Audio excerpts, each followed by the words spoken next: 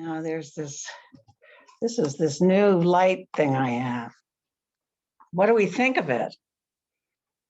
My new human centric, it's called. My light. I can't hear you. Unmute yourself. What's it called?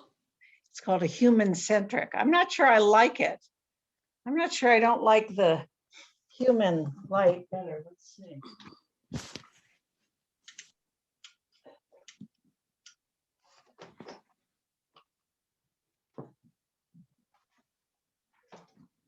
That's okay, right? Yes.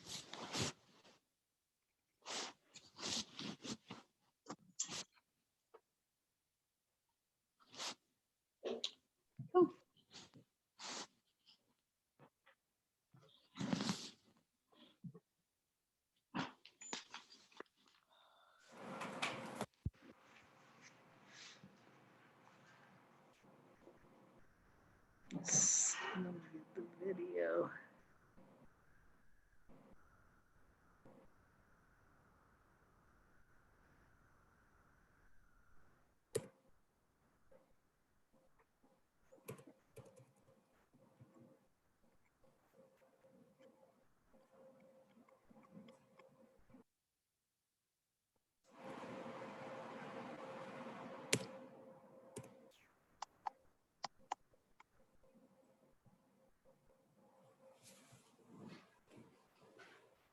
I'll go back here and do it.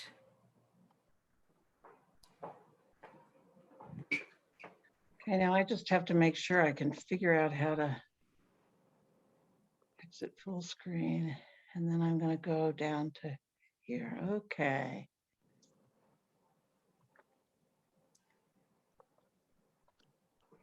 The girls are early. The more girls are always early. Hi, can you all hear me? Yep, we can't see. Oh, it's Connie. Hi, it's so good seeing both of you. And I've been looking so forward to this. Can't see you though, Connie. I know, I don't know. Let me see. Click on your video. There I am. Here Okay. she is. I'm still getting used to Zoom, so you got to kind of hang on with me. But I just wanted to come in early and just say hello. And I've been looking Hi. so forward to this. And I'm so sorry. I think I know I've told Rosemary, but I don't know if I've ever told Honor how much I really wished I could have known your mother, because I think she must have passed away not long before 1973. GW and Hey, Lisa. Hi. Hey, Lisa, the famous Lisa. Yes. I love your hair. Oh, thank you. This is Great. what COVID-19 has done to me. Well, it's good. Thank you. It is so nice to meet you, Honor. It's very nice to meet you. I'm sorry I've been such a brat on the email. You've been very helpful, both of you. Thank you so much. And hi, Connie. Hey, Lisa. Hey, Julie. Yeah, it's so funny. I mean, Zoom is so wonderful because it's like I don't see anybody. It's like people come up to me, when I'm shopping or something, it's like, get away from me, And it's so wonderful with Zoom to be able to actually see people and have a conversation and not wear a mask. I know. True. Hi, Jenny. Hi, how are you all? Good. Have you guys met? Nice to meet you. No, hi. No, nice to see you. Yeah. It's wonderful. You look very pretty. Everybody looks very nice tonight. We're trying to be glamorous, That's right. It's kind of like we're going out. Well,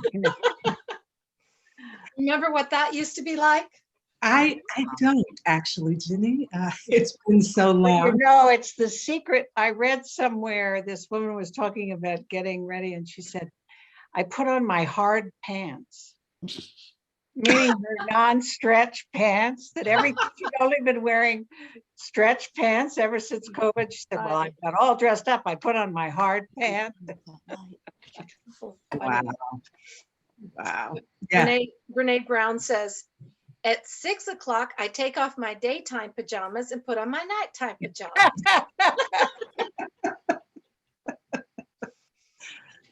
So Lisa, So this is, Cutter. there are going to be a lot of squares, Hello. right? Oh, hey.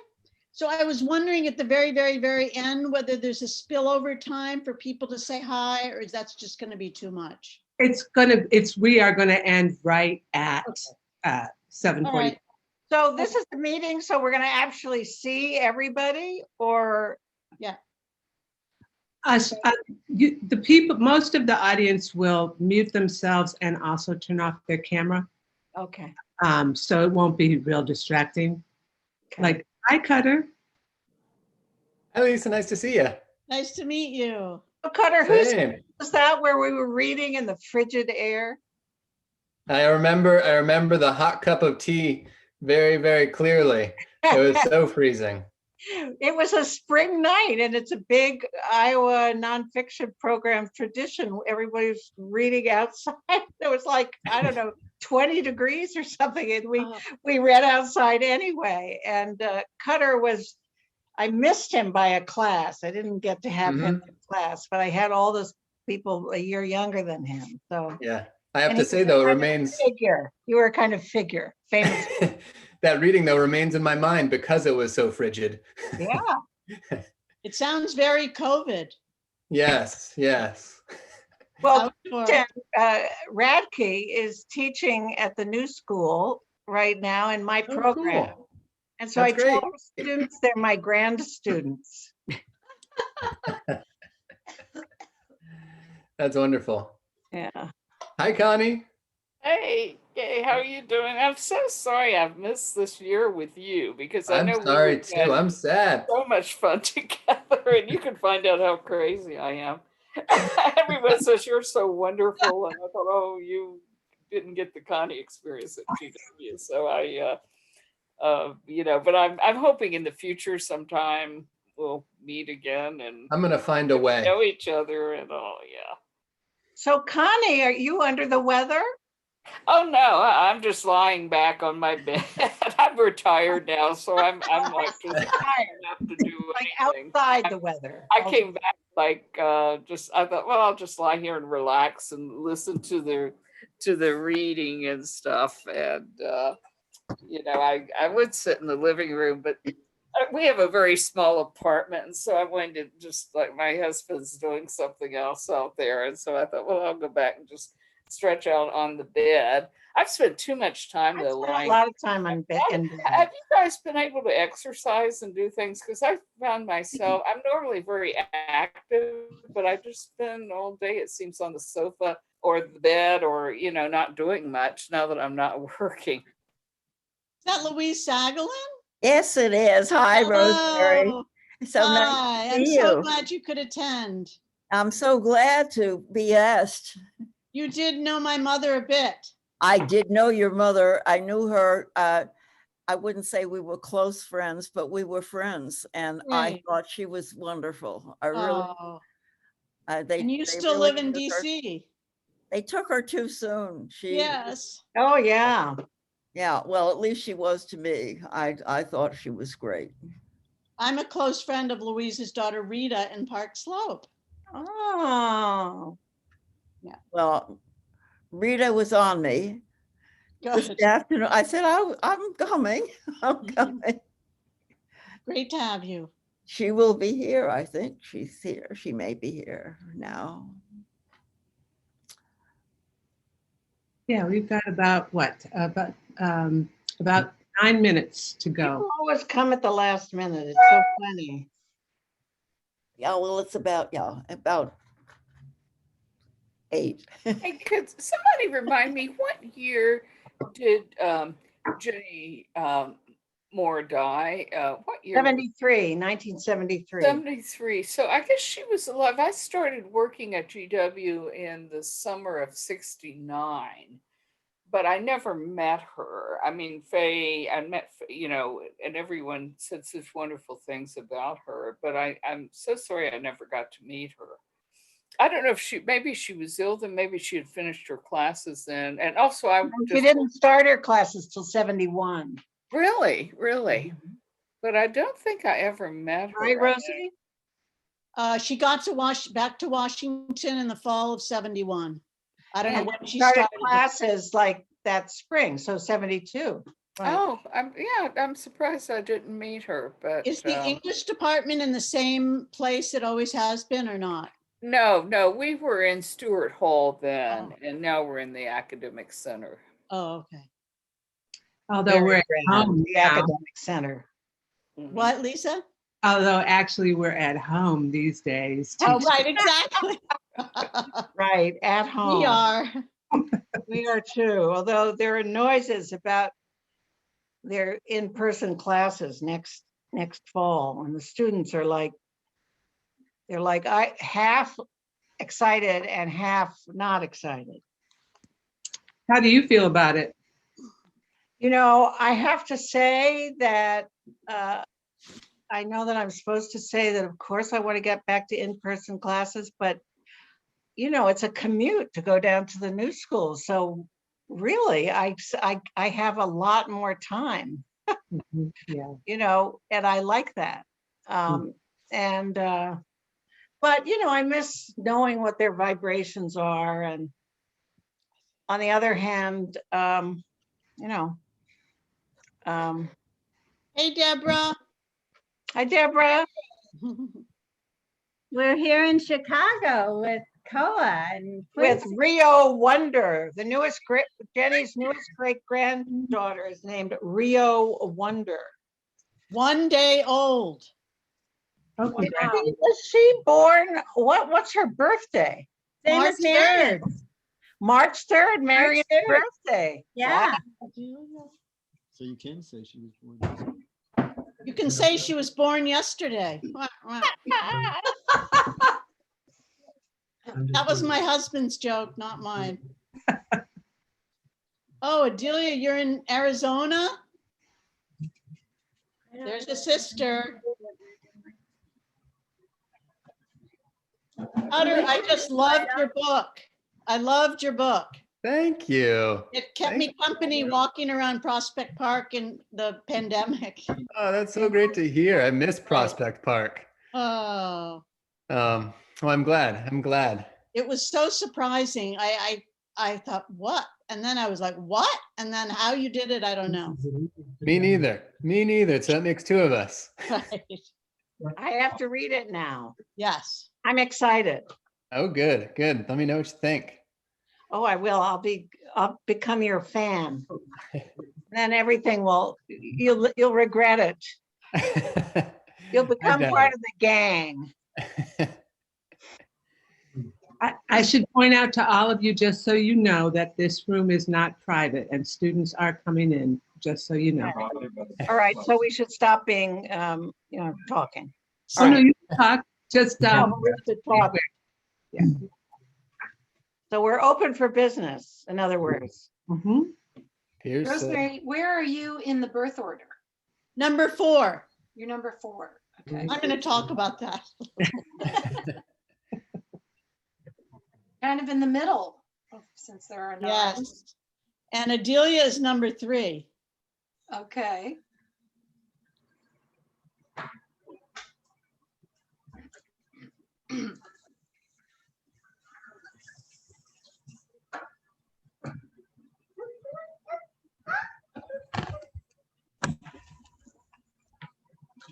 And Paul is number 4, who's with Deborah.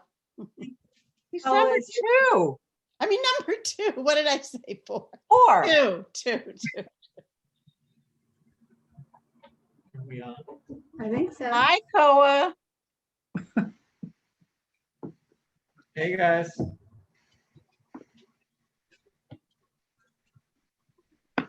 Dinner time for Koa.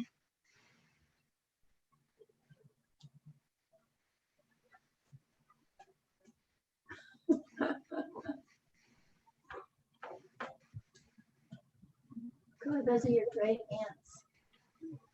Aunties.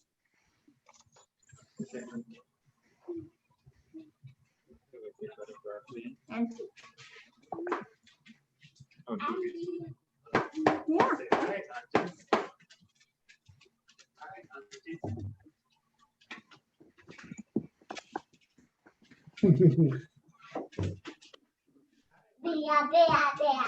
Yeah. Yeah.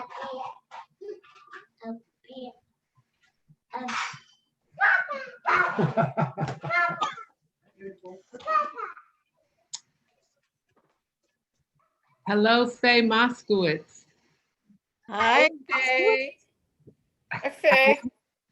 Where's Faye Moskowitz? Oh, there she is. Hi. How are Hi, you? Faye. So Jeff. nice to see you. Patience. Hi, Faye. We have Hello, everybody. 2 more minutes, folks. Hi, Paul and Deborah. Hey, Patience. So this is just so everyone knows, this turns out to be a sort of a family reunion in addition to a reading. Hey, Jeff. Great. Iconic. Well, this is if we were all wandering around the lobby of the auditorium saying hello.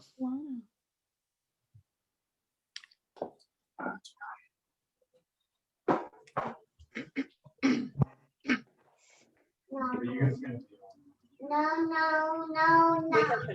No, no, no. I don't mean, listen. Alan Frame. Hi, Louise Sadler. Alan? Louise. My goodness. Hi, Honor. Good to see you both. Wow. Yeah. Louise, amazing to see you. It's been so many years. That's what, but probably about 40 or 50 years since we've seen each Yes. other. You know, I was just Lori tells reading. me about you every once in a while. I was just reading an email where she's being referenced. I have to get in touch with her about some pictures. Yeah. Oh, I of course didn't get to see it. It's great to reconnect with her. This is Edwina Gill. Patient Road, Patient Moore. Hello, this is Edwina Gill, Dorothy's sister, Edwina. Oh, hi, Edwina. Hi. How are you? Hey. How are you? Great to Yeah, see this is you. Dorothy's sister, Edwina. Oh, Yeah. my God. How Hi. great. Yeah, she should be coming on shortly. Oh, great. All right. Fantastic.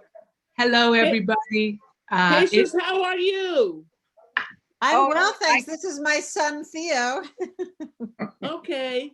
So is it time to mute Yes. to mute everybody, or we're going to Everybody, go on mute. talking? Okay. Thank you. We got one more. That's okay. And we'll just go ahead and get started. Hello and welcome. I'm Lisa Page, and I direct creative writing here at the George Washington University. And it's my honor to bring you the best writers working today through the Jenny McCain Moore Reading Series. This series was established over 40 years ago, thanks to GW alum Jenny McCain Moore. And if you have not already muted yourself, would you please mute? Thanks so much. Tonight, we bring you a very special event featuring Honor Moore, the daughter of the late Jenny McCain Moore. Honor Moore will read from her memoir, Our Revolution, A Mother and Daughter at Mid-Century, and she will be joined by her sister, writer Rosemary Moore, in conversation. But first, some business. Thank you, Osvaldo Herrera, for making this virtual event possible. And thanks too to Robin D. Laloy and our ongoing partnership with GW Libraries. Please mark your calendars for next month when we bring you 2 more writers. Callie Fajardo-Anstein will read Friday, April 23rd at 5:30, and Francisco Cantu will read April 29th at 6:30 p.m. Tonight, there will be time for question and answers. Please post your questions in the chat. And here to talk about the Jenny McCain Moore Fellowship is our current writer in Washington, Cutter Wood. Cutter Wood is the author of Love and Death in the Sunshine State, the story of a murder. He completed an MFA in nonfiction writing at the University of Iowa, and his work has appeared in Harper's, American Short Fiction, the Paris Review, and other publications, and he has been awarded fellowships from the National Endowment for the Arts and Breadloaf Writers Conference. He lives in Baltimore, Maryland with his wife and daughter. Please welcome Cutter Wood. Thank you, Lisa. I guess I just want to start off by saying hello to everyone and what a pleasure it is to be with so many more. And just really a big thank you. This year has been such a lovely experience for me and a real, I think, a lifeline and for me and for a lot of the other writers in the Jenny McKean Moore workshops. And so it's been a wonderful experience. And I also want to specifically say thank you to Lisa, who I know has done and continues to do so much to make this thing, all the wheels turn. And it's been a real delight, Lisa. So I just wanted to say a few words about what it's been like to be a part of these workshops. And they are just, if you don't know too much about them, they're really amazing. They're run for the DC community. Anybody from the community can participate. We get glutted with applications each semester, and it is such an amazing opportunity. I think there are really kind of three big things to it. One, all the different people that exist in the DC community who come out for this. Two, the changes you see in them. And then three, the way you see them becoming friends with each other and creating this whole community based in the love of writing. It's so neat. So to give you an example, in the fall, some of the people we had in the workshop, we had a former or current World Bank executive who was writing about visiting her father in Korea. We had a 22-year-old former GW student who was on 15 weeks bed rest following heart surgery. We had a retiree writing, trying to understand the narratives of her enslaved ancestors. We had an ACLU lawyer who was writing about working to re-enfranchise former felons in Florida. He worked on that campaign. And then the real joy of interacting with people and then the pain of seeing that snatched away. So just this amazing, really amazing and unique group of people who get to come out every week and look at each other's writing, talk about each other's writing, talk about writing generally. And it's just so, I can, it's really hard to put words to how moving it is, but I feel like the best example of kind of the change that occurs is I meet one-on-one with people in the workshop, and pretty much hands down, every single person comes to their first one-on-one meeting and they say, Cutter, I don't know what I'm doing here. Everybody seems so accomplished. I don't know why I'm here. And my answer always is, I really don't know why I'm here either. You all seem like you could be doing this on your own. But the neat thing is that they realize, I tell them, you're here because you wanted to be, because you felt that call, you felt this vocation, you had a story you felt needed to be out there. And we do a lot of reading, a lot of talking, a lot of writing, a lot of laughing in the workshop. But to me, the most beautiful thing about it is it allows these folks to, and myself included, to understand, what writing exists in their lives, why writing exists in their lives. And to realize that the work we're all doing is part of this bigger project and that we're a legitimate and really important part of that. And I would suppose just the last thing I would love to say about it is, especially in this time, it's been strange to do this workshop. I'm sure everybody who has been teaching or been on Zoom a lot has had that experience of that being your main interaction. But it has also been a real joy, to get to see everybody's living room or dining room table once a week. I got to, something I never would have had before. I got to talk to people's spouses and talk to them about the reading we were doing. Somebody would come on the line and say, I love that Claudia Rankine piece we read. Just somebody's husband in the background. So it also felt like we got to get a little bit in deeper with each other, even because of this time. And that was important to me because writing is lonely, right? Especially right now. And it was just amazing to see the way these people kind of cohered into a group and became one another's support, really, during this time and for their writing. And they still are. They're still meeting, having little mini meetings. And I wanted to end by talking about an email that somebody sent to our little group list after they came to the last Jenny McKean Moore reading. They were so happy to see everybody else there. They had their own little reunion. And somebody sent an email saying, how it made me long for Wednesday night with you all. From now on, I'm just going to sit in front of a screenshot of us together on Wednesday night and ponder Joan Didion. you know, it just gives you a sense of how deep this goes to people. Anyway, that's what it's meant to me, and it has really been just such a joy. And I'm so glad it exists, and I hope it keeps going forever. Thank you so much, Cutter. And really, thank you for all the work you've done this year. It's meant so much for you to run the community workshop and to teach your courses at GW. I know our creative writing students have really benefited so much from you. Now, Professor Virginia Hartman, a member of our creative writing faculty, will introduce Honor and Rosemary Moore. Virginia Hartman earned her MFA from American University and has taught at GW for many years, though she says that every class feels new. Her fiction, nonfiction, and poetry have appeared in the Hudson Review and Alaska Quarterly Review, among other publications.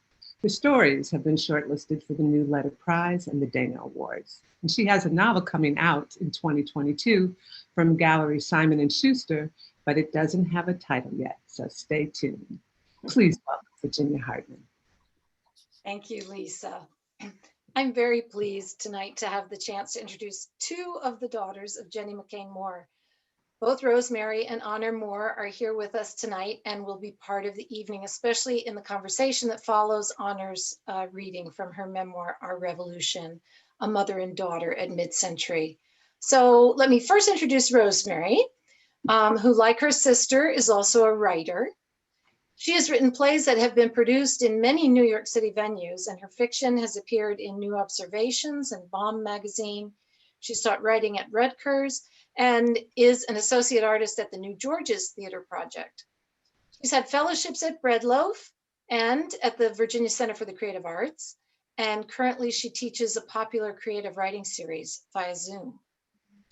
Rosemary's sister, Honor Moore, who will be reading to us tonight from her latest book, is a poet, playwright, memoirist, editor, translator, and teacher. Honor lives in New York City and teaches writing at the New School, and her previous books have garnered acclaim from the National Critics Circle and the New York Times, among others.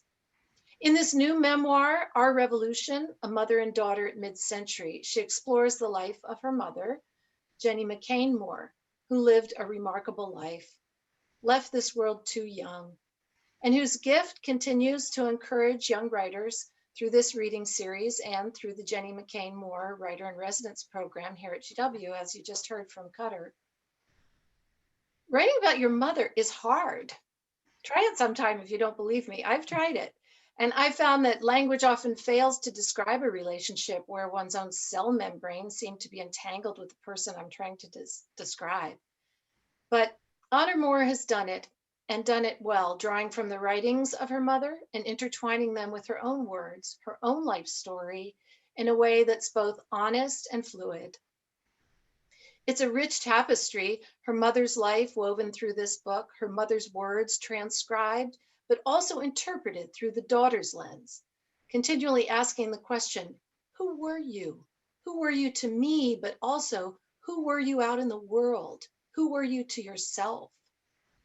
We can never be objective about our parents.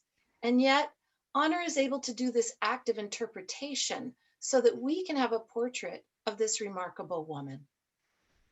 She shares her discoveries, her questioning, and a daughter's self-revelation that happens in the process. The title, Our Revolution, re-emphasizes the first person plural, our, the first person possessive, our. And in writing this book, readers come to understand that Honor Moore is seeking to invite us, her readers, into that collective by sharing her life and insights and those of Jenny McCain Moore with us. Our Revolution describes a particular time in the 20th century, the dawn of the civil rights era, a time of asserting one's voice against war, against oppression of all kinds, a time of feminist awakening when people began to realize that, yes, the personal was political and is. Jenny McCain Moore had warm friendships with Washington big shots like Ben Bradley, editor first of Newsweek and then the Washington Post, presidential candidate Eugene McCarthy and his wife. She met Jack and Jackie Kennedy, went to the 1968 Democratic National Convention, even hosted John Lennon and Yoko Ono at her house. And before that, She lived in a poor neighborhood in Jersey City as the wife of a clergyman following his calling and hers. There she befriended the pioneer of radical compassion, Dorothy Day, and this period became the subject of Jenny's own memoir, The People on 2nd Street. Both Honor Moore and her mother, Jenny McCain Moore, experienced times of social upheaval that were different from the present day and not so different. Times in which tumult led to progress, something we can only pray will be the outcome of our present struggles. Our decision about that may be whether or not we become part of the solution, as Jenny McCain Moore tried to be, and as Honor Moore, in writing this account, inspires us to be. Honor, all yours. Thank you. So am I unmuted? Can you Yes, hear me? yes. Thank you. I am so extraordinarily moved to be here. And Jeff Campbellman, who's been on the board of the Jenny Moore Fund and who was sort of my mother's young friend, she said that she realized, she told him that their friendship was cemented when she asked him his favorite playwright, and he said, Noel Coward and Eugene O'Neill. Anyway, Jeffrey sent me an email today. He'd done some math. He said that in the 43 years of the Jenny Moore workshop, there have been 172 workshops and 43 years of readings, and that by his rough estimate, the fund has reached 10,000 people. So I think that's extraordinary. And coming here tonight is a kind of homecoming. This book, in a way, wouldn't have happened without the Jenny Moore program. I mean, there is a sense of my mother going to GW to take classes, writing classes from Esther Clason's, the famous sort of divine writing teacher at GW at the time, when she was blocked after having finished her first very successful book. And she called me. I remember her calling me and saying, oh, Honor, I have this teacher. He's just extraordinary. Whoops, sorry about that. I have this teacher. He's just extraordinary.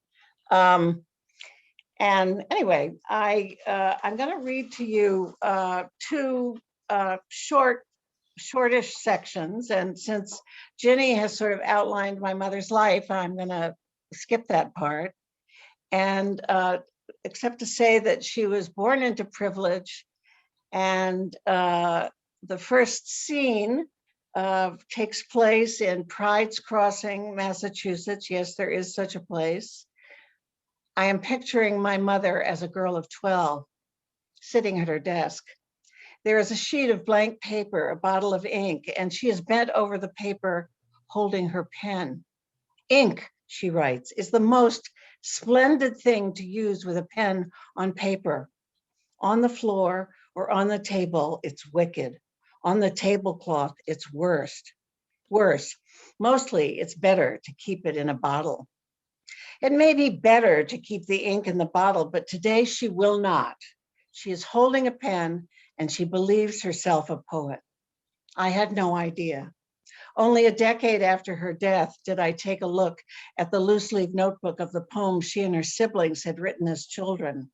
Only decades after that did I see my mother's poems were actual poems, my mother's childhood poems.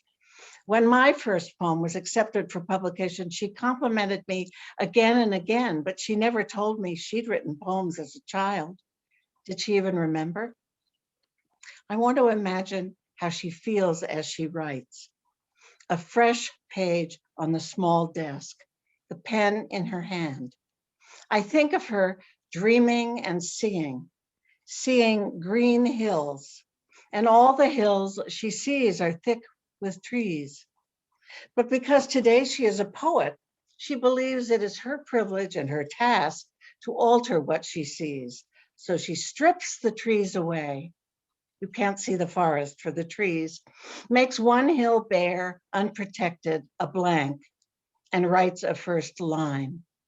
On a bare hill, The manuscript before me is typewritten, so it is impossible to make out whether Jenny paused to consider the hill before she writes again. On a bare hill, 3 trees. She chooses to break the line after 3 trees so that one's imagination rests in the open space after the comma. I recognize that quiet waiting. 3 trees. How double sets of E's make long sounds so that what you hear is E, then E's, the S leading to another S until something offers the word sway. And within sway, a long A, and then to extend time, you add ing. On a bare hill, 3 trees swaying. What happens now? What about letting another ing displace the way in sway? On a bare hill, 3 trees swaying and singing.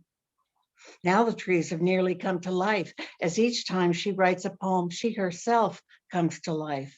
A life solitary and more vivid than the ordinary, even though others see just Jenny bent over her desk, writing. It is early spring, and as she dips the pen again in the ink, she hears from outdoors actual wind, the tiny sound of a twig knocking against another twig. Or she is just making up the wind, the short eyes within hill and sing resounding, as to her amazement comes bickering, what the married couple she and her sister invent every night are always doing. In the wind, bickering. And women do it too, not the kind of woman she wants to be, but jealous, silly women and girls in dressing rooms before a dance powdering their faces. But now, as she listens, the sound opens into light repartee, exchange that scampers and trips, 3 trees swaying and singing in the wind, bickering, bantering. Through dressing room walls, she can actually see them. Girls, no, trees, 3 trees becoming girls, women, all of them on a dance floor, as again she dips her pen, hears it scratch, swoosh along the good thick paper, and her ear, alive with desire for that short I, prevails. Hill, ing, sing, wind, bicker, and she chooses it again, writing not swoosh, but swish. In the wind, bantering, bickering, as they swish their skirts. Now her trees are dancers. What a delight. How a skirt makes the tree a girl, a woman. Daphne returning human from the tree Apollo turned her into, arriving in the mind of this girl at the desk in Massachusetts who is deep in her poem. One in taffeta, she is called Elm. So deep in her poem that another dancer is summoned, bantering, bickering as they swish their skirts. One in taffeta, she is called Elm. One in velvet, Maple is she. Now the trees multiply as if in mirrored walls, skirts swishing, elm and maple waiting. So the entrance of the third tree, Pine, is rather startling. Pine was in tweeds. At first, just a contrast to taffeta and velvet, until with a dip of her pen, the poet announces a gentleman, and still hearing the in skirt, she writes, Pine was in tweeds as he flirted with Elm. There is no break now, no pause, just a tiny echo of the k from bicker, Maple neglected. But because Maple stands in for the poet, she is allowed dignity, the consolation of hands, of folding her hands. 3 trees. On a bare hill, 3 trees, swaying and singing in the wind, bickering, bantering as they swished their skirts. One in taffeta, she is called Elm. Another in velvet, Maple was she. Pine was in tweeds as he flirted with Elm. And Maple, neglected, just folded her hands. It seems to me that Jenny must often have folded her hands and entertained herself with the inner voice recorded in her poems. If we imagine those tweeds are her father's, that Elm dressed in taffeta is her sister Margie, may we find her fears for her mother in this poem about the moon? The moon so quietly lifted her head.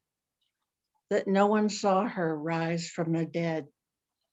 Gradually, she loosed her smile on the world, like a silver sail, so gently unfurled. Soon she tired, and her smile did subside. Slowly she lowered, like the evening tide, and took her repose on a cloudy bed. And everyone knew that again she was dead.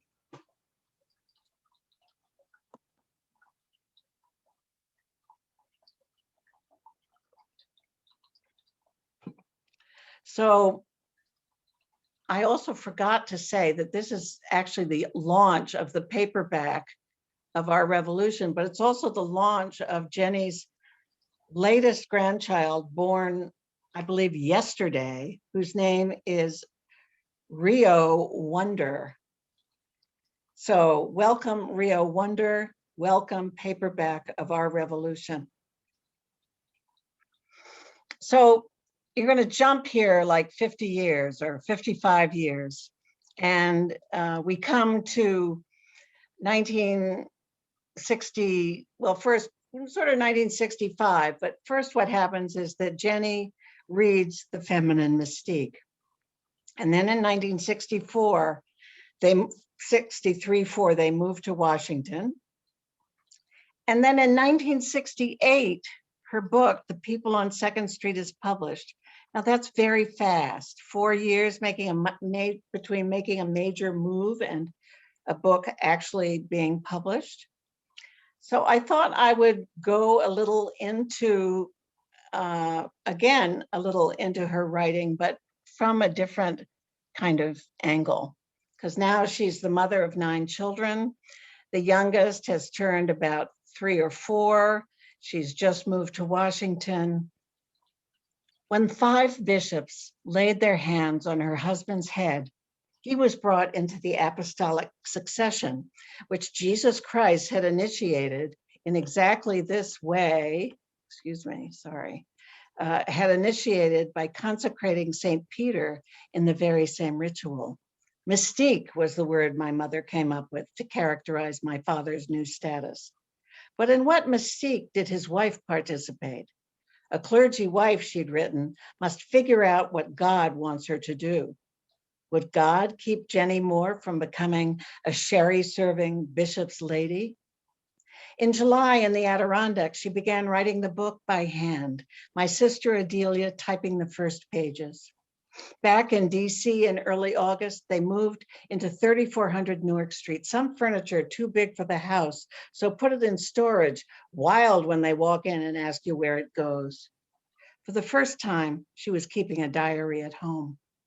Once school began, she swiftly organized her life to have mornings child-free, dropping 5-year-old Susanna at kindergarten and 3-year-old Patience at a nursery school 2 blocks away.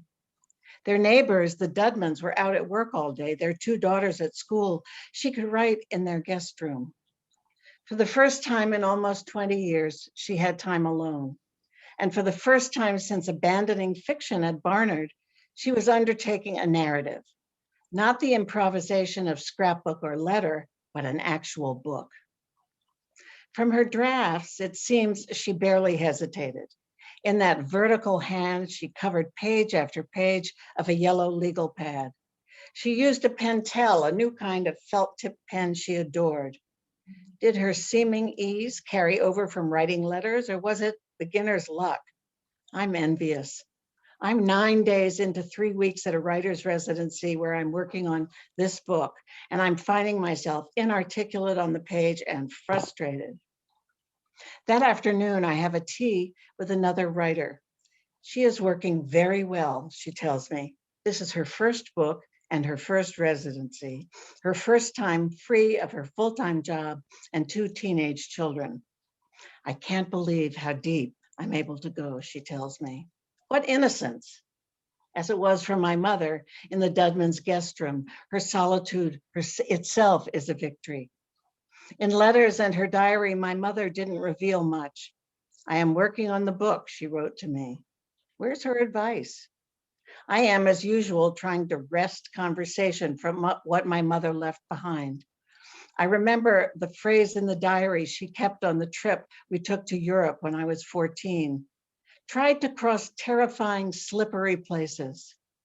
I'll take the liberty of turning it into a question. Mom, what made it so terrifying for you to cross into the slippery places of self-revelation? My mother isn't here to answer. Some months later, I took a day to sort again through the photocopied legal-sized pages of her miscellaneous writing. I'd been over and over them for years, but now suddenly at the top of the page, there appeared a sentence I'd never read. I was almost always we, and now I'm I. Page had no date, but I'll assume the issue of I first came up when she began writing her book. Using the first person singular is a decision of language, but also a decision about who occupies the center of a story. My mother would dedicate the people on 2nd Street to her children, naming and characterizing each of us. But the first words of the dedication are to my father, Paul, quote, who has led a life worth writing about. Even when I read the phrase in 1968 without consciousness of feminism, it made me cringe. Hadn't she led an individual life? Now I decided to look again at the book itself. For my husband, Paul, and myself, it was moving day, she wrote. But she soon settled into first person plural that does not distinguish her from Paul and the 2 other priests. We were on our way to downtown Jersey City and the Episcopal rectory we would all share. My mother's eye first turns up in jokes about her gender. Who is the pregnant woman walking the streets with 3 young priests? To their new Jersey City neighbors, the black suits and round white collars rendered the 3 men indistinguishable from celibate Catholic clergy. Who then was the young, very pregnant woman? Their shared mistress? A housekeeper? Since Episcopal priests marry, she might also be a wife. But who is she really?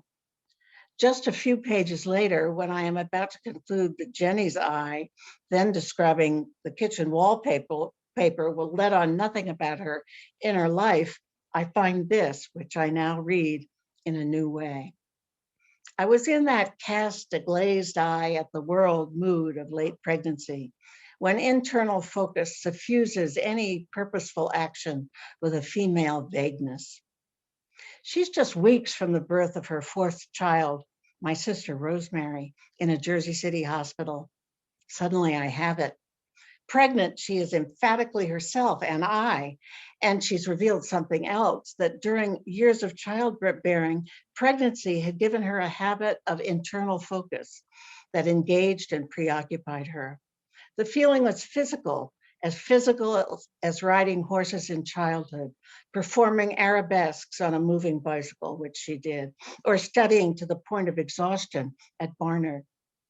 Whatever else it became, the process of writing a book would also bring internal focus, like the preoccupation she loved and relied on while being pregnant. I'll say that her imagination recognized the metaphor and grabbed for it. When my father earnestly suggested that for her, inspiration was a matter of being impregnated, she didn't protest. She wants Jersey City back, so she remembers and conjures it. And you feel her characters quicken. Harry comes alive on the page, the Polish sea captain next door, and Catherine Skipper, Ralphie Walker, the kids, and Kim Myers again rips the peep out sign from the wrought iron fence and paints the lich gate red. Pregnancy had been a realm of privacy, which writing now returned to her. I'm working hard on the book, she wrote in her diary. I remember something my sister Marion, mother of 3, once said about our mother during those years. I think of her as being distracted. Not the jittery distraction of nerves, I'm thinking, but a gazing off into the middle distance distraction, the suffusion of simultaneous realities into the very individual life of a daydreaming writer. And here's just a little snippet from the people on 2nd Street. Teeny snippet. It was to the kitchen that people came. It was there that the invisible reality of the action of the altar became for many a visible reality. It was here that George Grace, a Bowery bum, asked for a match and said, "I really am the beggar, but I feel at home." It was here that Diana, 3 months pregnant from an encounter in a tenement doorway, told me she was scared of what would happen on her wedding night. But my mother always also loved to laugh, and she made the place welcoming, cooking, people, listening, she wrote decades later. On the Victrola, Oklahoma, a 78 RPM of people laughing, or Danny Kaye as a whiny child saying, "Mommy, give me a drink of water. I'm thirsty." My brother Pip, then 4, had prayed and prayed for a brother. Sister Dee was 2. And at the news of the new baby, he was in floods of tears. God lied! God lied! They named her Jenny Augustine for my mother and the 4th century bishop who, for his book, The City of God, was their patron saint. But when they actually saw their tiny daughter, the name seemed just wrong. She became Rosemary, the only one of us born in Jersey City, the only one of 9 who's always lived in a city. She became the star of the kitchen next door to Grace Church, holding court from her high chair. Thank you.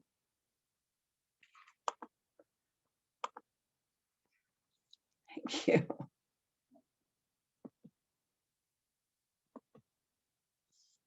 All right. That was wonderful, Honor. Thank you so much. Well, thank you for having me. Now I'm going to invite your sister Rosemary, the one you just mentioned, into the conversation and kind of pose questions to you both about the time you describe in this book. My first question is for you, Rosemary, and that is, did you read early drafts of Honor's memoir about your mother? Yes, I did. It was amazing. I was trying to finish a draft of the play at a writer's space, and I would have this wonderful lunch hour where I had this giant manuscript and just like this. And it was like kind of like reading, I mean, this is horrible to say, People magazine, because it was like, oh my God, I mean, that this was happening. She wrote, this was going on, and just these beautiful sections. And I was crying and laughing and surrounded by the people in the kitchen at the writer's space. It was amazing. And did you give Honor advice or jog her memory about events as you saw them? I think there was a few things about to clear up, but mostly I was just overwhelmed at what she had done. And what I love that Honor always does is bring in the context of the 20th century and how it intersects with what people are doing. And, you know, she did it so I had a new view of my own mother and family life, especially my mother in college. That was extraordinary. Yeah. Honor, I know you've written previous memoirs, one about your father before this one, but you mentioned in your reading these 6 large boxes of papers that your mother willed to you, and having them kind of always there waiting for you until recently when you began the book. What was that like to have those kind of waiting for you all this time? Well, I remember when she died, I had my first poem accepted for publication, and it was a kind of major publication, and she knew about it, and she was so excited for me. And then immediately after she died, I was like writing about her dying. You know, I wrote these poems that became my play Morning Pictures, and then I was like taken up with my own work, and I had all these boxes of her writing, and I would spread them out on the floor, and I would try and put them together, and I never could. And more, you know, I would always be getting more. People would send me more things. So it was really pretty overwhelming. And then when I left Connecticut in 2001 and moved to New York in the fall of 2001, my timing is always so great. I gave those papers to the Schlesinger Library at Radcliffe at Harvard because I didn't have room for them. So when I really didn't think I was going to write again about my mother. And then what happened was that I wrote The Bishop's Daughter, and people would say, you know, blah, blah, blah, blah, blah, I love the book, blah, blah, blah. And then they'd say, God, your mother is so interesting. You really should write about her. And I would say, well, you know, been there, done that. You know, I wrote all these poems about her. But then I realized that actually I had written about her in my 20s, and I was now like about to turn 70, or, you know, in view of 70. And she died at 50. And so she essentially stayed 50. And I had sort of overtaken her. So I was now like as much older, just about as much older than her as she was, as the age she was when I was born. And I thought, oh my goodness, she could be my daughter. And then I thought, well, that's a different relationship. And then I thought, and I always have a kind of historical question or surround. So the White Blackbird, it was, you know, a woman artist who stops painting. The Bishop's Daughter, what happens when someone leads a secret life? And so for this, it was the feminine mystique. It was feminism. It was because she said that reading that book changed her life, and she was not alone in having her life changed by reading that book. So then, and I had been a feminist, have continued to be a feminist myself, and I was working on an anthology, also just published, Women's Liberation, Feminist Writings That Inspired a Revolution and Still Can, yes, from Library of America.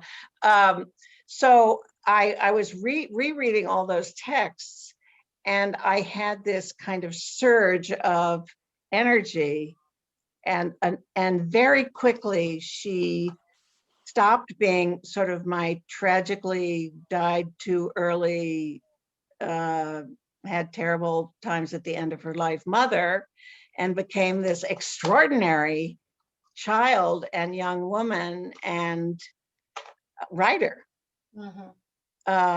So then I had looked at some of the stuff in her to do earlier books, but now I went deep into it, and then I made the decision that I was going to weave her words through the book, thereby sort of repaying my debt, as it were, and that I would just simply put them in italics, so that it kind of that she would kind of swirl through the book, and I was nervous about that because I actually don't. I'm sort of often think italics are sort of precious, but it really, I got it to work with Norton, making the typefaces work together, and then that really became a kind of exciting process to be, because sometimes I bring in 3 words and sometimes I bring in a whole page. It really does work. As you say, it's swirling through the novel, through the memoir, and it really does work. And it seems like you in the process, you kind of got to know her woman to woman, not just daughter to mother. Yeah, and you know, it was interesting. I had tons and tons and tons of papers, but you know, I described in what I read finding that paper that I'd never seen, and at the very I mean, I was working on the last draft, and I get this email from Rosemary that says, you know, I found this letter that Mom wrote me, and she, I think, photographed it, and it was like, oh my God, does that capture a moment? She said, I'm happy to have you use it in the book. I mean, I don't want to force you to, but I'm happy to have you use it in the book. And I'd love for her to read that. No, yeah, that would be great. Okay. This was just to give a little context. I was taking a break from college after my freshman year. And there was a night where my mother came home and nobody had, at around dinner time, and nobody had helped with getting things ready for dinner. And there was sort of a little dust up about who was going to do the work. And we were all against domestic help because everybody was so political then. So anyway, later on, I found a note on my bed, and I'll show you. She always wrote on yellow legal pad, as Honor said, with the felt tip marker. I have pages and pages of letters like this. She said, "Dear Rosie, I would like to continue sometime our discussion in the abstract, if we can, of the whole thing of having someone work for you thing. My voice got strident last night because the timing seemed so illogical. I walk in late, the beets are salvaged, the casserole out is not in the oven, nothing is started for supper. Poppy, my dad, because of his long years of habit and only being here briefly weekends, walked into the other room with his drink. No one else is here. I will not change in having help because I have too many things I want to do, and creativity and strength are bubbling in me like two great springs, and I won't use them up on the vacuum cleaner. When you die in the flesh almost, and you die in the spirit almost, as I did, you're very conscious, to the point of absurdity perhaps, of the quality of the moments of the rest of your life. I have no fear anymore, and therefore not depression of that nature. That's why I say I'm different. And sometimes it comes out like insufferable arrogance. Love, Mommy." It's like a note on your pillow. Okay. And I sensed she was different. She'd moved back to DC. She'd made it through a car accident and nervous breakdown. And she had a clarity and pleasure in living that was palpable. And I sort of had a wall against her, but she tapped the wall and she said, "I'm taking writing with this amazing teacher. Would you like to take it?" And I wasn't I was a writer, but I wasn't thinking about being a writer. I wrote in diaries, and I agreed. And so it was at GW. By that time, my boyfriend and I had moved to 21st and F. And we were at a seminar table. I applied and wrote a sample and got in. And we were at a seminar table. And I don't remember that much about the class, but one day I looked across the table and there she was. And I looked at her face in the sunshine and there was a little wrinkle on her lip. And I thought, oh my goodness, that wrinkle is going to get much more and more defined as the years go by. And about 6 weeks later, she got a terminal cancer diagnosis. And so what is so wonderful is that Honor and I have had a chance to get the wrinkles going, and Honor has written this incredible book. And what I now want to ask Honor is, I was so changed by the last week or so of re-looking at your book, looking at letters, thinking of what we were going to talk about, that I was spinning. And I was just going to ask you about what it was like to immerse yourself in years of research and writing and letters and navigate the tossing and turning of constant revelation. Because after reading that letter again, of the one on the bed, I changed in how I looked at her. So just how did you do it and what was that like? Well, it was a gradual process. You think that when you've done two books like this, that you know how to do it, but each book is different. And I was just surrounded by all this stuff, and I kept reading and rereading. And I had a guidepost, and I see that Findlay Bunting is here, and I think he actually owns what I'm going to describe. there was a print, a Currier and Ives print that she owned called The Life and Age of Woman. And it shows the stages of a woman's life in the 19th century. And Mom really, she like joked about it. She loved having these corny, old-fashioned mother things on the wall because that was not who she was. And it gradually became clear to me that her life had these stages that were different from, you know, the ones in the Currier and Ives, and then I thought, you know, that that's sort of characteristic of women's lives in a way, because we, you know, each stage of our lives is a different thing in the culture. A girl, a marriageable girl, you know, a young wife, a mother, you know, and so on. And so I sort of organized it that way. And what I can tell you about what it felt like is that because I'm not doing a book now, I know that I'm not in that state, but you get into a kind of shroud of language and thinking, and you can sort of leave it to, you know, teach your class or, you know, take the subway, but basically you're in this, look, there it is. Why don't you say one word, Findley, and make yourself in the speaker thing. See if you can get, so He was the one who was living with me at 21st and F. Okay. Can we hear you? There it is. Anyway. The Life and Age of Woman is what they call, and it's I think it's especially, it's interesting because it's not a Currier and Ives, it's a green and green. It's sort of from the era and may have been a perjury. We don't know, but that's it's. Well, there is a Currier and Ives, so I think it is a you know, a copy. It was very popular, and I'm interested that it wasn't the actual Currier and Ives.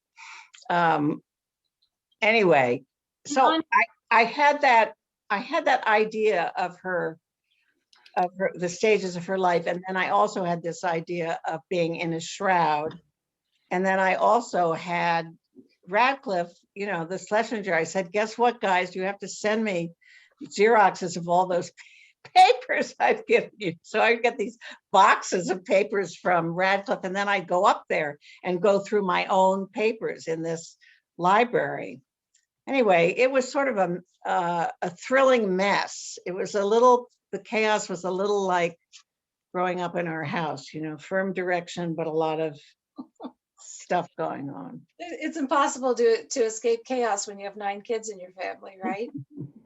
But I like the language that you use in relation to that print, because you, in the end, close to the end of the book, you say that rather than understand her as going through these stages that someone else has defined, that you say, and I'll quote, to understand that each new phase of your life was not a static place, but one chrysalis of many from which you kept emerging. And you describe that so well in the way that, you know, in the various stages that you depict of her life. Well, thank you. I mean, it was a lot of work, you know, because there was also the challenge of making the narrative work, and the challenge of having her voice and my voice. I mean, I wasn't so that interested in my voice, but I was wanting her to always be in context, and then keeping the relationship going and keeping the reader interested. I mean, I really wanted to keep the reader interested. This reader was very interested. And I think you do that very well. I think the interplay, though, is what is so interesting between you and your mother, because like there's one section where you describe being at a writer's retreat and transcribing material, and it's difficult material. It's material where you were in the scene, but she doesn't mention you, and you describe having like a raging migraine while you're having this kind of, so it's a process, like understanding who she was through her words, but also understanding your relationship. Yeah, and I think that I thought I didn't expect that it would entirely transform my feelings about the past, you know, because there were times that I mean, we had conflict, and actually that's an interesting thing, because we had a very, you know, contentious relationship a lot of the time.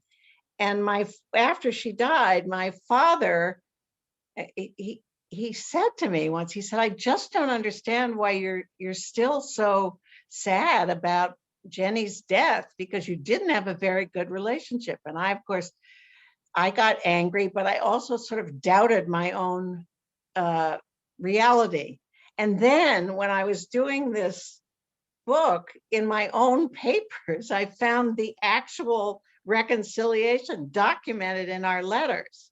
Mm-hmm. And that was, you know, and of course I remembered. It wasn't that I had entirely blacked it out, but I didn't, I had been so kind of beaten up by the tragedy of it, and by the way other people saw her, in particular my father, whatever, and that I had sort of, I didn't realize that it actually was a real reconciliation, and that she actually was this sort of amazing woman, really struggling not only with me but with each of her 9 children to as she could to make things work with them. And you know, that was really a great loss that we didn't, I mean, yes, it's a loss that she didn't get to keep writing, but it's also a loss that she didn't get to keep parenting, because it would have been fascinating to see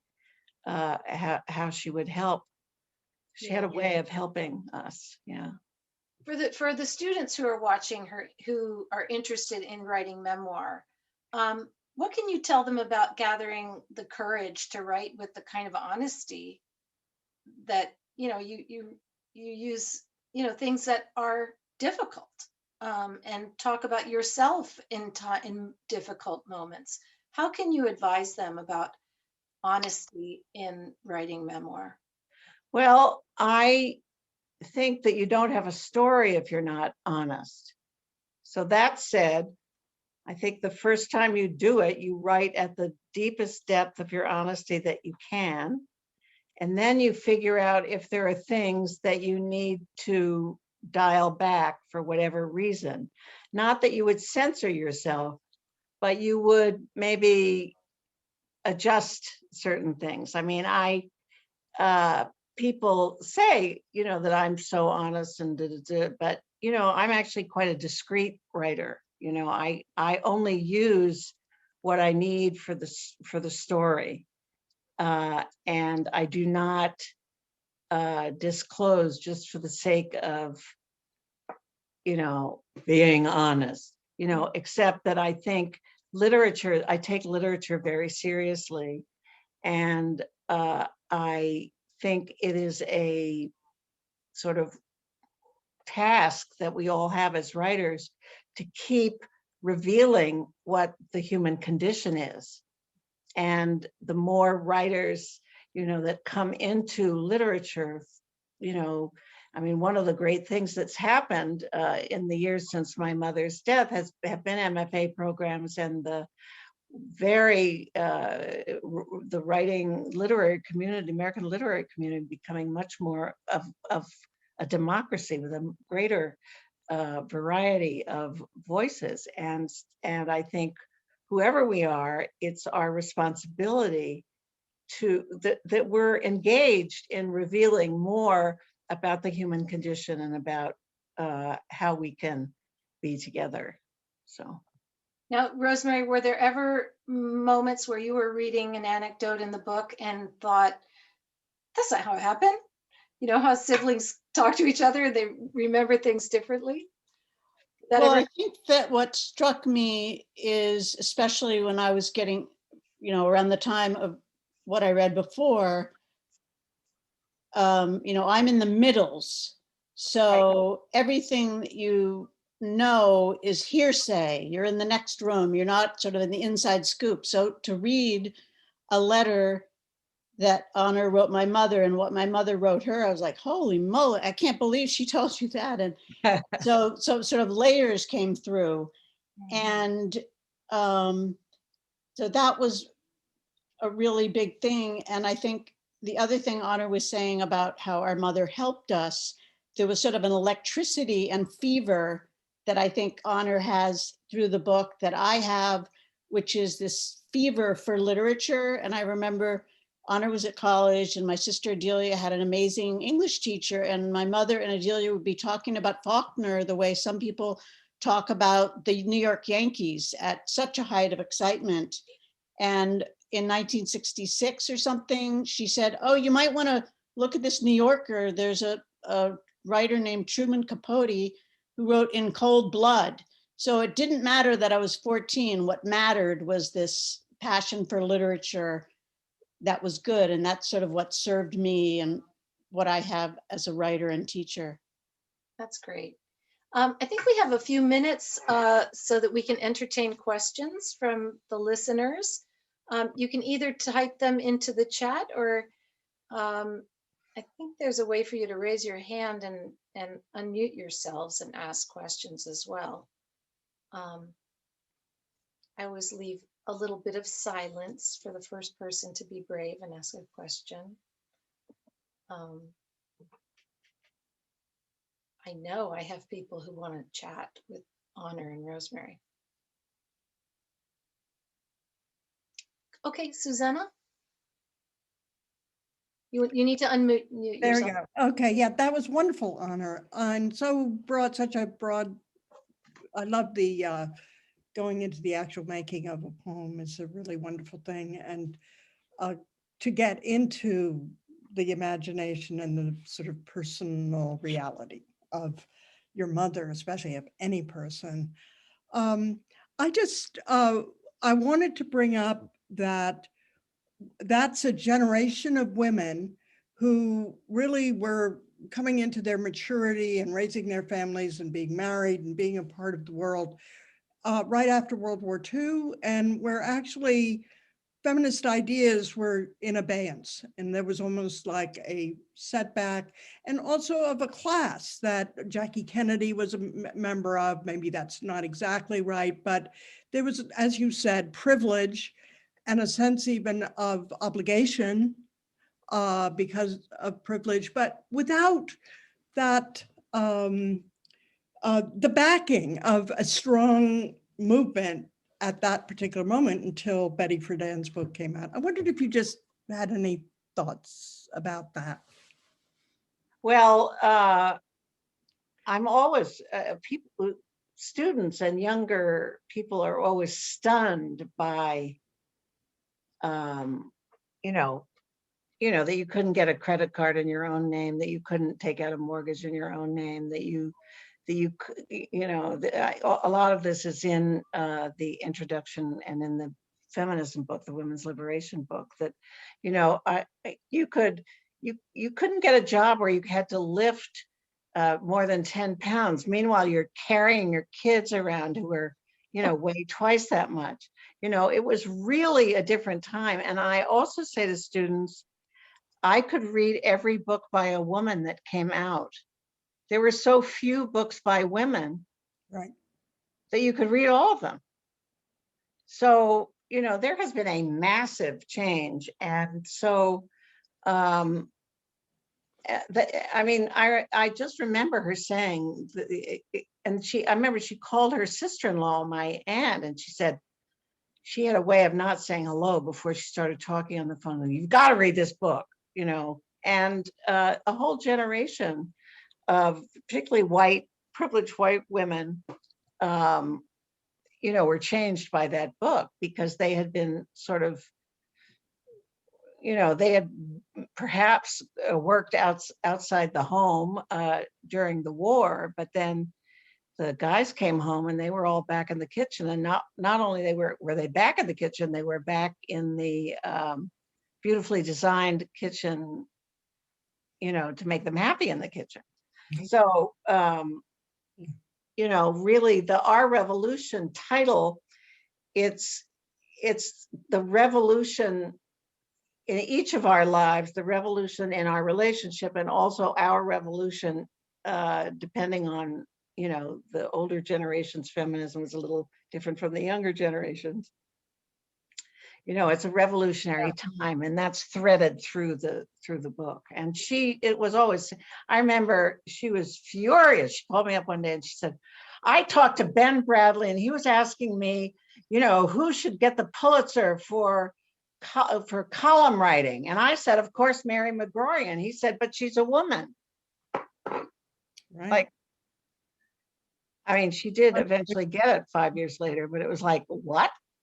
She was furious. So she understood what was going on, as I'm sure your mother did. We have a question from Hannah Thacker. Do you have any advice for students on writing with honor and dignity about those who are no longer here to correct the narrative? Well, question. It's a great question. I think that what happens is that you have to think about, you have to step into their shoes, maybe. There are all kinds of sort of exercises of stepping into their shoes, trying to write in their eye voice, but the objective is to try and get a sense of the whole person. And to try and, I think my experience is, and talking to other people who've done this, that once you're deep in it, it's very hard to keep the blame going if you happen to have it, And the other thing to think about is that without your writing about them, they will really be dead if they're as people no longer here. So it's not, that's a kind of, as they say, a kind of positive aspect to it, is that you're bringing them into, cultural memory. And Colin Pickett says, how do you decide what to leave out? Well, you start to feel that there's a story, that there's a narrative that's happening. It may surprise you. Because you have to, at a certain point, surrender what you thought your idea of the narrative was and just let the thing start to happen. And that, and that sounds odd to say about nonfiction, because of course, what's going to happen, but you don't know what the story is of what happened, So you tend to leave out things that don't serve the story, and it becomes clear because they feel, extraneous. And of course, I could, I was going through working things together for the reading tonight, and I could do a whole other edit of the book. The books are, in a certain way, they don't get finished. Jonathan Willens asks, was Jenny able to connect to her community in Cleveland Park the same way she did in Jersey City? She had such a strong bond to Susan, Faye, and many others in her last years. Rosie, I think that would be great for you to answer, because I write about it a little bit. You were there. Could you ask the question again? Yes. Was Jenny able to connect to her community in Cleveland Park the same way she did in Jersey City? She had such a strong bond to Susan, Faye, and many others in her last years. Yes, we had 2 times in Cleveland Park, on one side of Reno Road and on the other side of Reno Road. And there was a whole seating and garden of friends in both places. And she always connected. Anna was talking about the phone. She did everything while she was talking on the phone. She also managed to be friends with many, many, many people, and everyone felt that she loved them best. And a wonderful community. And Faye Moskowitz, who is here tonight, was the one who noticed that she was a writer and told her about the Esther Clayson's teacher at GW.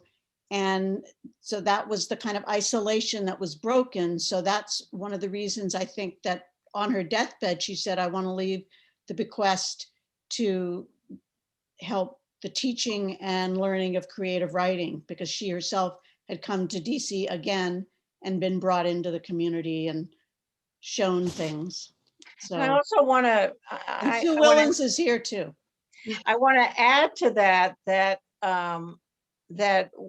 we didn't go to church at the cathedral. We went to St. Stephen's, which was what was then called an integrated parish. Now we call it a multiracial community kind of church. And so that was in the spirit of Jersey City. I mean, she and my father both wanted to continue to have a feel for that kind of ministry. And that was where we went the day that Martin Luther King was killed. We went straight to the church where they had speakers, and blocks away, there was all sorts of unrest and, reaction to it. It was an amazing time. And then I wasn't there that night, but I came the next day, or anyway, I came in time for the Sunday service, and something I write about in the book. It was an amazing time. Yeah. And Marion Moore says, and it was Faye's idea, the Jenny Moore Fund for Writers. Yes. Yeah. Well, I asked Faye, and it's in the book, I think, but I asked Faye, I said, so Faye said, I didn't need to meet another kind of rich, Cleveland Park immigrant, intruder kind of a woman. And I really, I could do without that kind of woman. And then she met Mom, and she, immediately changed her mind. And I said, well, what made you suggest Clayson's and GW? And she said she seemed hungry for it. And I loved that. Yeah. Such an intimate description of a connection. Good. I know there are lots of Moores out there, so some of you may have questions for Anna. They know it all. No, just kidding. How about some of our students? Any other craft questions before we close? I know some of my students are out there. Well, if anyone wants to ask how you keep writing, you just keep writing. You get the hours, you figure out the time, and you sit down for that time. And if you write a sentence, it's fine. And if you write 2 sentences, it's fine. And if you write 5 pages, it's great, or 3 pages. But it's to get that, now they call it a writing practice, a term I do not like, but a routine. My mother would have called it a routine, a writing routine.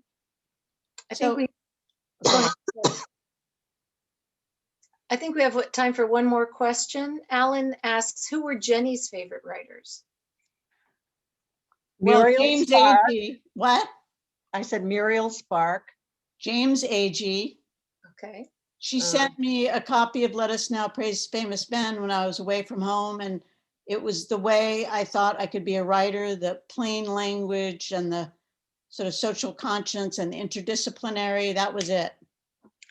And she said to me once, I think you should read The Return of the Native, Thomas Hardy. And that got me on to a Thomas Hardy jag, as she would have said. I'm on a Thomas Hardy jag. Paul, what were you going to say? She really liked the book Ethan Frome. She read it when she was young. And then for a period of time, she really liked Flannery O'Connor's short stories. Yes, she loved Flannery. And Eudora Welty. That's what I was There's a Eudora Welty Losing phrase battles. on her gravestone, the loneliness and hilarity of survival is on her gravestone in Rock Creek Cemetery. Oh, And wow. it's a misquote, actually. Oh, what The is it? actual quote, I mean, it's correct in her directions. It's the lonesomeness and Oh. hilarity of survival, but we got it wrong. All right, so students, you have a book list now, just in case you were looking for one. Muriel Spark is really fantastic. I don't know if people read her anymore, but she's Yes. really great. Lisa, I'm going to pass it over to you for our closing. Thank you both. Thank you. Thank you so much. This was great. Thank you. And thank you, Virginia Hartman, Carter Wood, the Moore sisters, for making this such an incredible evening tonight. The book, again, is Our Revolution, Mother and Daughter at Mid-Century. And thank you all so much for being here tonight. Have a good evening and stay well. Thank you, Jeff Campbellman. Yes, thank you all. Thank you, GW. Thank you.